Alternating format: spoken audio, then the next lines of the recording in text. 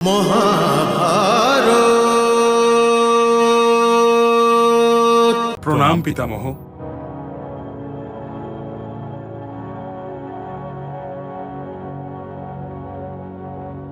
এসো পুত্র, এসো।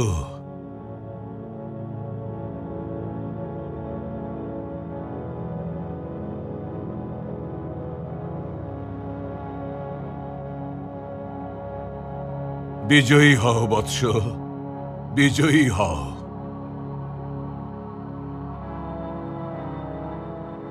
আমরা এখানে আশীর্বাদ নিতে আসিনি পিতামহ।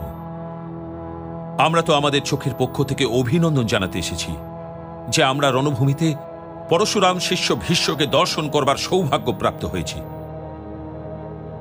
আমরা তো শরীরের পক্ষ থেকে আপনাকে অভিনন্দন জানাতে এসেছি যে আমাদের শরীর তো আপনার বাণের আঘাতের প্রসাদ পেয়েছে।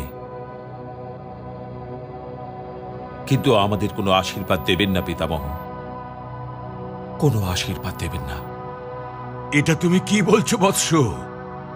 এসব কি বলছো? তবে কি আমার কাছ থেকে আশীর্বাদ না নেবার অর্থ এই হলো বৎস যে তুমি আমাকে শত্রুর মধ্যে গুনতে শুরু করেছো? আমরা এই পাপ কখনো করতে পারবো না পিতামহ, কিন্তু আমরা আপনার কাছ থেকে বিজয়শ্রীর আশীর্বাদও নিতে চাই না। কিন্তু কেন পুত্র, কেন? কারণ আমরা এটা চাই না পিতামহ যে আপনার আশীর্বাদ অপরাধীর মতো আমাদের সামনে মাথা নত করে দাঁড়িয়ে থাকে।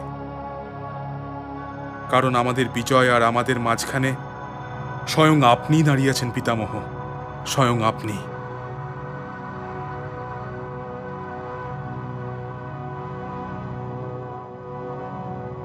হ্যাঁ পুত্র, তুমি ঠিক কথাই বলেছ। তোমার আর তোমাদের বিজয়ের মাঝে আমি অবশ্যই দাঁড়িয়ে আছি, কিন্তু অসহায় রয়েছি পুত্র। মাঝখান থেকে চলে যেতে পারি না। না আমার পরাজয় সম্ভব হবে, আর না বধ। সেই জন্যই তো বাসুদেব বলল যে যুদ্ধের পূর্বে আপনি যে আশীর্বাদ দিয়েছিলেন ওই আশীর্বাদ আপনাকে ফিরিয়ে দিই। আচ্ছা আচ্ছা, তাহলে এই কথা বাসুদেব বলেছেন।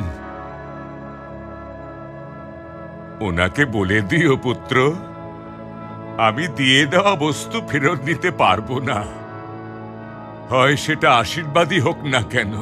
কিন্তু পিতামহ, আমার বাণ কাটো পুত্র, আমার ধনুক কাটো পুত্র, আমি অতি প্রসন্ন হয়ে যাব, কিন্তু আমার কথা কেটো না। এই কাজটা দুর্যোধনের জন্য ছেড়ে দাও। ক্ষমা চাইছি পিতামহ। দীর্ঘজীবী হ, দীর্ঘজীবী হ। কি যেন বলছিলাম আমি? হ্যাঁ, মাধবকে গিয়ে বলো যে দিয়ে দেওয়া বস্তু আমি ফেরত নিতে পারবো না, হয় সেটা আশীর্বাদই হোক না কেন। ওনাকে গিয়ে এটাও বলো, এটা উনি তো খুব ভালোভাবেই জানেন যে অন্তে জিত তো ওনারই হবে, কারণ উনিই আরম্ভ, উনিই অন্ত, আর মধ্য উনি। এটাও উনি জানেন যে তোমাদের আর তোমাদের বিজয়ের মাঝে থেকে এই গঙ্গাপুত্র ভীষ্মকে সরানোর উপায়টা কি। যদি মহাভারত।